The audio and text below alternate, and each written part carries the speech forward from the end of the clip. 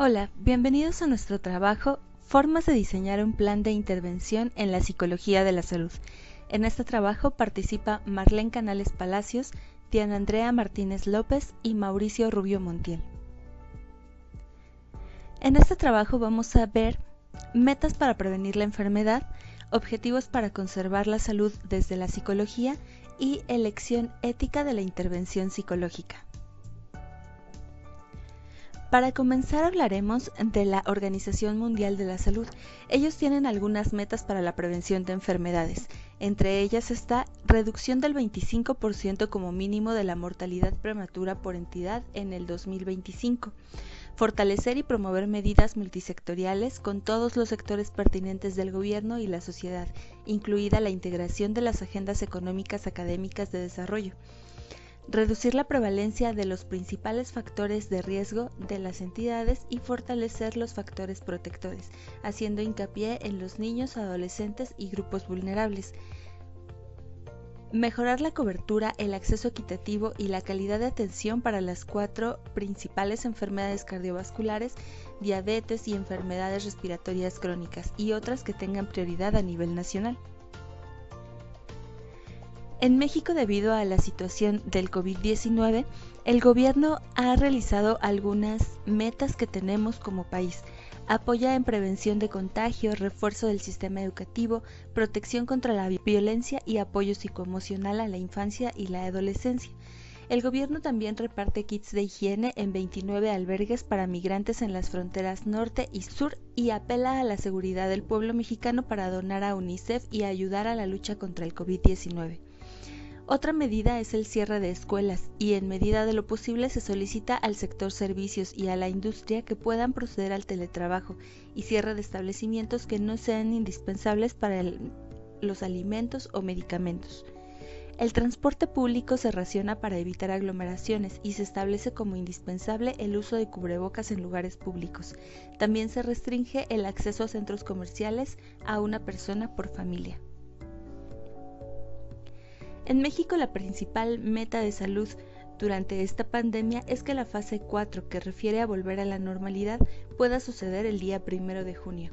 De acuerdo en el último corte informativo de la Secretaría de Salud Federal, con fecha del 2 de mayo, en México hay 2.061 muertos y 22.088 casos confirmados de COVID-19. Al día de hoy, las metas del sector salud más relevantes son: la primera y más importante es que todo paciente que requiera atención la tenga en la cobertura de un equipo comprometido y con el nivel de especialización que se requiere para combatir al coronavirus. El gobierno federal apuesta en tener 20.000 camas de hospital para atender la emergencia por COVID-19. El canciller Marcelo Ebrard dio a conocer este jueves que México está adquiriendo ventiladores de China con un precio aproximado de $1.250.000 por unidad. Ahora hablemos de los objetivos para conservar la salud desde la psicología. Entendemos que la psicología de la salud puede ser definida como la disciplina de un campo especializado de la psicología que aplica los principios, las técnicas y los conocimientos para hacer una evaluación, el diagnóstico, realizar la planificación de prevención, dar una explicación, así como enfrentar un tratamiento hacia trastornos físicos y mentales. Pues ya entendido lo que es la psicología de la salud, nos preguntamos, ¿qué objetivos tiene? Pues bien, entre las principales aportaciones están la promoción de estilos de vida saludables, la prevención de enfermedades, modificando hábitos insanos que se relacionan con las enfermedades, el tratamiento de enfermedades específicas desde una perspectiva psicológica y finalmente la evaluación y mejora del sistema sanitario.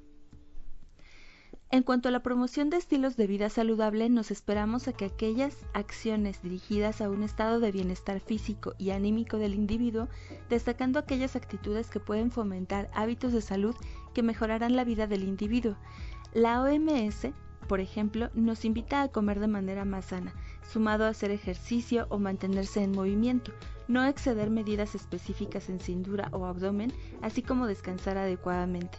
Sin embargo, las estadísticas de la misma institución nos dicen que más del 59% de la población, al menos en México, tienen estilos de vida poco saludables, contra un 8% que se considera en un estilo de vida saludable. El siguiente paso donde vamos a la prevención de enfermedades, vamos a modificar hábitos no saludables que se asocian con patologías específicas, ya sean crónicas o agudas, o bien con actitudes de riesgo, eliminación, que es la única forma de evitar trastornos físicos y emocionales graves. Un ejemplo de lo primero, que son los hábitos, es la disminución del consumo de alcohol.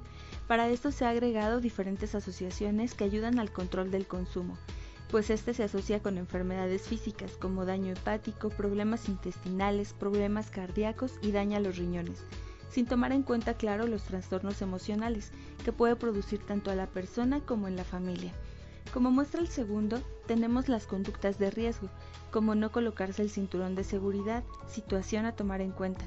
Te toqué una de las principales razones de muerte en jóvenes en accidentes. Siguiendo con el tratamiento de enfermedades específicas, en este caso los psicólogos trabajan junto con otros especialistas de la salud, combinando tratamientos médicos, tratamientos psicológicos que puedan ayudar a la modificación de una conducta. En este caso nos referimos a enfermedades como la diabetes, el cáncer, VIH, entre otros. En este caso no se trata de prevenir, sino más bien de ayudar a sobrellevar la enfermedad de mejor manera, para que el paciente cuente con condiciones de vida dignas. Un ejemplo es el uso adecuado de la insulina en los pacientes diabéticos, así como el control del azúcar constante, que debe volverse un hábito. En el caso de los pacientes con VIH, aprender a cuidar su sistema inmune. Finalmente llegamos a la evaluación y mejora del sistema sanitario. En este rubro se encontrarían las propuestas que se dirigen hacia mejorar la atención en la práctica profesional, así como educar a los usuarios, además de formular una política de salud. En el caso de México, nos contamos con dos tipos de sistemas de salud, el público y el privado. En el sistema público se encuentra el Seguro Social, en donde podemos encontrar el IMSS, ISSSTE, ISFAM, así como los hospitales y clínicas de servicio público, donde se encuentra la contribución gubernamental, contribución del empleador y la contribución de los trabajadores. Son parte de la economía que permite el funcionamiento de esta institución.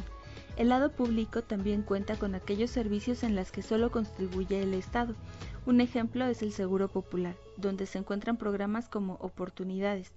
La diferencia entre ambas radica en el sustento económico de la institución.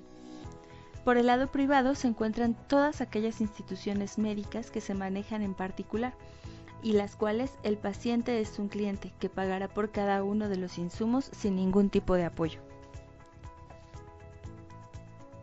La ética y la deontología de la psicología. Existen distintas definiciones para la ética. Para la Real Academia Española, ética se define como la parte de la filosofía que trata de la moral y de las obligaciones del hombre. Para Cohen, la ética se ocupa de aquellas decisiones que más nos importan, y no hay decisión importante que no plantee un dilema. Sadava menciona que, etimológicamente, la moral es una palabra derivada del latín que significa carácter, mientras que ética es una palabra derivada del griego, que en nuestro caso podríamos traducir como principio o actitud moral. Asimismo, es contundente respecto al deber saber. Nos indica que cuando afirmamos que debes respetar a tus mayores, el debe es una palabra fuerte, es decir, no se reduce a una sugerencia o insinuación, es una petición o cosa por el estilo. Se apunta explícitamente a una obligación. La obligación es la nuez de la moral. Entre la psicología y la ética hay muchos puntos en común. Sin embargo, la primera explica las conductas y la segunda las valora. La ética no es innata ni espontánea, es una conquista. No se limita a la cara positiva y amable de la conducta, sino que propone un ideal. Es un antídoto contra la instrumentalización del hombre, no solo por otros hombres, sino por sí mismo, ciertamente humano desde su fragilidad. Los códigos de ética son un instrumento educativo de la conciencia ética del profesional.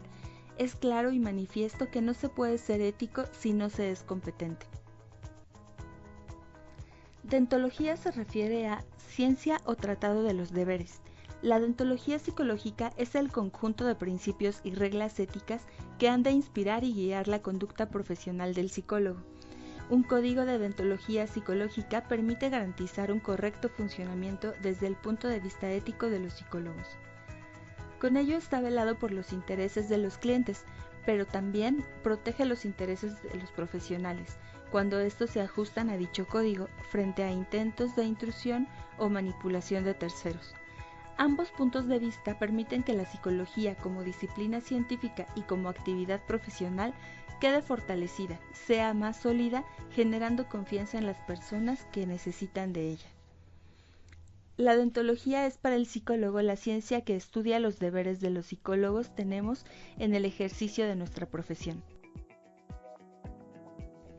Guía bioética. Fue una guía elaborada para la toma de decisiones cuando el sector salud se encuentra sobresaltado por pacientes de COVID-19. El COVID-19 es una enfermedad viral infecciosa causada por el virus SARS-CoV-2. Tiene manifestaciones clínicas muy serias en la población que lo contrae y en la actualidad no existe un tratamiento curativo para esta enfermedad. Esta guía se podrá consultar cuando la capacidad existente de cuidados críticos está sobrepasada o cerca de ser sobrepasada, y no es posible referir pacientes que se necesitan de cuidados críticos a otros servicios de salud donde puedan ser atendidos de manera adecuada. La escasez de bienes que puede beneficiar a pacientes es algo común dentro de la práctica médica. La escasez de estos recursos nos obliga a preguntarnos cómo se deben asignar cuando 2 o más pacientes los necesitan. En la práctica médica cotidiana, cada uno de los principios de justicia que se utilizan para asignar dichos recursos escasos es el de orden de llegada. Como su nombre lo indica, se compara la fecha y la hora en que un paciente solicita el uso de un recurso escaso contra la fecha y hora en que otro paciente solicita el mismo recurso, y en este elige el paciente que solicitó el recurso primero. El principio de orden de llegada se ha justificado en términos de que es eficiente, transparente, se mantiene neutro respecto a las cualidades personales y sociales de los pacientes y se trata a los pacientes de manera equitativa. Como segundo principio que se toma en cuenta para asignar equipo a un paciente es la necesidad médica. Este principio mantiene que aquel paciente cuya salud está más deteriorada es aquel que debe recibir el recurso escaso.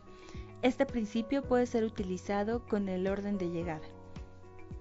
Durante las emergencias de salud pública como la que vivimos ahora con el COVID-19, la práctica médica cotidiana se subsume a la práctica de salud pública y el principio de justicia social ahora orienta toda provisión de salud.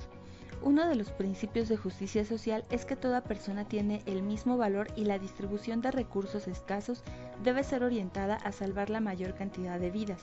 Salvar la mayor cantidad de vidas requiere la evaluación de la posibilidad de mejoría y el tiempo que tarda en recuperarse el paciente.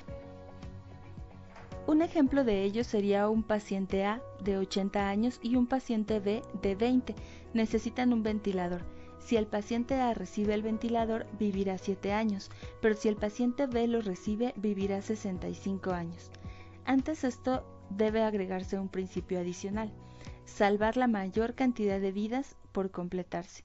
Una vida por completarse se debe de entender como aquella que no ha pasado por los diferentes estados de desarrollo biopsicoemocional, como son la infancia, la adolescencia, edad adulta y vejez. Cada centro de salud debe conformar equipos de triaje, que son encargados de asignar recursos de medicina crítica. Deben estar conformados por el oficial de triaje, que puede ser un médico intensivista o un urgenciólogo.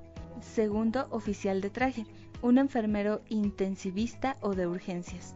Administración, un administrador del centro de salud. Los dos primeros con una amplia experiencia en el cuidado de pacientes críticamente enfermos. Toda decisión del triaje se debe de tomar informando a los familiares y si los familiares no están de acuerdo, pueden apelar la decisión inicial. Esta apelación deberá ser resuelta de manera inmediata. Esta guía trata de resolver algunos de los problemas éticos que surgen durante una emergencia de salud pública y disminuir la angustia moral que enfrentará el personal de salud ante una necesidad de asignar recursos escasos de medicina crítica. Por tanto, se ha cuidado que la distribución de los recursos limitados no se lleve a cabo de manera arbitraria o discriminatoria, sino con criterios de atención a la salud pública en una situación de emergencia sanitaria y ante la carencia de equipos suficientes en medicina crítica. Prestación de servicios psicológicos a través de Internet. El proyecto del nuevo Código Deontológico, que aún no está vigente, contempla que en la prestación de servicios por Internet el psicólogo se regirá por los mismos principios éticos recogidos en el Código para las actividades tradicionales cara a cara. Actualmente esta herramienta es un recurso que los psicólogos están utilizando por la pandemia de COVID-19 y ya hay recomendaciones del Consejo General de la Psicología para el ejercicio profesional de la psicología antes de la situación creada por el COVID-19. Algunos de ellos son: utiliza y prioriza la atención no presencial por medio de canales alternativos para atender a los usuarios o pacientes, teléfono, correo electrónico o telepsicología. En los casos excepcionales en los que la atención individual deba ser presencial, seguir las recomendaciones sanitarias. Mantén la distancia al menos de 1,5 metros. Evita el contacto físico, apretones de manos, besos, abrazos. Lávate las manos con agua y jabón antes y después de cada contacto. Facilita al paciente o usuario de los servicios un documento acreditativo de la necesidad de su intervención psicológica para que pueda justificar su desplazamiento. Suspende las intervenciones grupales presenciales, mantén contacto con tus compañeros por videoconferencia, teléfono y evita en medida de lo posible que haya más de una persona en la sala de espera o en los espacios comunes. Además, el psicólogo deberá asegurar una identificación explícita, la cual debe comprender la identidad tanto de profesionales como de usuarios, salvo en los casos que sea apropiado mantener su anonimato. También deberá obtener adecuado consentimiento informado ofreciendo las garantías de confidencialidad, así como la advertencia sobre las limitaciones y los riesgos de estas intervenciones. Asimismo, deberán poseer competencia profesional específica para las peculiaridades de esta atención, tales como la habilidad para la comunicación en dichos medios para la identificación de dificultades a distancia en el campo en el que se desenvuelva. La psicología y la salud son importantes para los seres humanos, pues en esta situación de pandemia que puede provocar estrés, ansiedad, preocupación por otros, son importantes las campañas de Susana Distancia y la ayuda psicológica que la UNAM está brindando por esta situación, porque es comprensible que sintamos miedo por contagiarnos. Es importante conocer cómo se está mejorando la situación desde el ámbito de la salud. Muchas gracias por su atención.